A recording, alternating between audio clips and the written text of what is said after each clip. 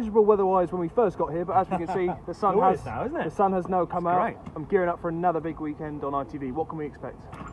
Tomorrow is as good a day as I can remember in terms of overall quality across the board for a very long time, really. I'm going to be here at Sandown, based behind you, Mark, in the parade ring there. And here we've got a terrific day's race. Not often you can say a 4-runner race is just off the charts.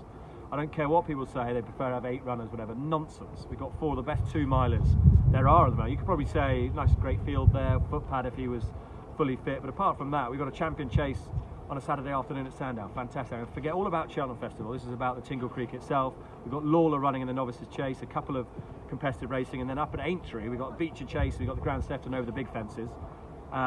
It's just all in all a terrific day. It's going to be absolute non-stop action on Saturday afternoon. I can't wait.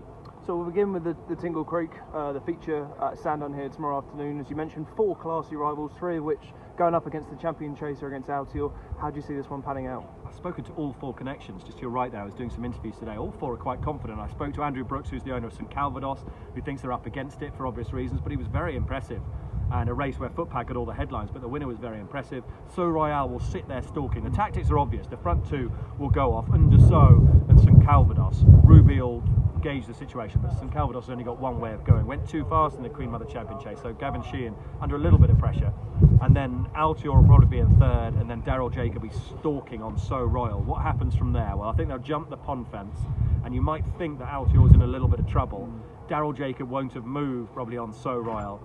And then Altior will hit the afterburners up the hill. And the way these guys talk, Mick Fitzgerald, if you think of the horses he's known and sat on, and he talks about Altior as being the best he's ever seen. He's working like an absolute Rolls Royce apparently. We saw what Bouvardere did at Newcastle the other day. They talk as if Altior is working far better than him at home. So that gives you a perspective of just how good this horse is, how well this horse works at home. And I don't think you can oppose Altior. I know he's on his comeback and he's had the odd breathing issue and he's odds on tomorrow, but he's so good I just couldn't oppose him. I really couldn't, but can't wait to see how it plays out. And we've seen Kalashnikov further boost his Arkle credentials. Got another one in there, Lawler in the Henry VIII novices chase.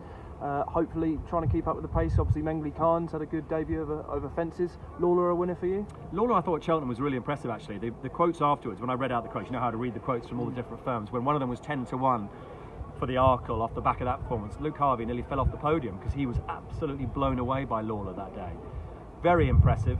You talk about the Grade 1 being top notch in the Tingle Creek. I think it's fair to say this is a Grade 1 isn't. I think it's at the mercy of Lawler, and hopefully the way it's shaping up, you mentioned Mengley Khan and you've mentioned Kalashnikov, the Arkle's shaping up really nicely. And what's nice about it is it's not Henderson and Nichols, it's a bit different, which is good for the sport, and that's what's one of the best things from an ITV point of view. This jump racing is so popular at the moment, and they're loving the fact that different stables are winning different races over here, while in Ireland it's all Mullins and Elliott. So for Kelly Willicott, this is really putting her on the map, Lawler, and I hope he absolutely bolts up tomorrow.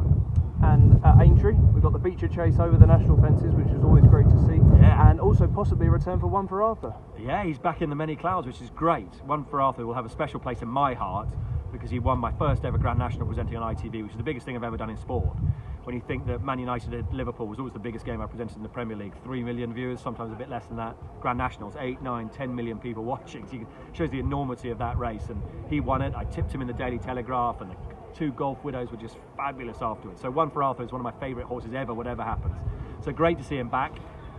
You know, you wouldn't probably expect him to win tomorrow. 4-runner race, definitely Red and Co. But hopefully we'll see a bit of spark in the old boy, and then it'll put him on track to try and regain his crown back in April at Aintree. So you want to see a bit of spark from him, and then over the Grand National fences, Don Polly, one of my all-time favourites as well.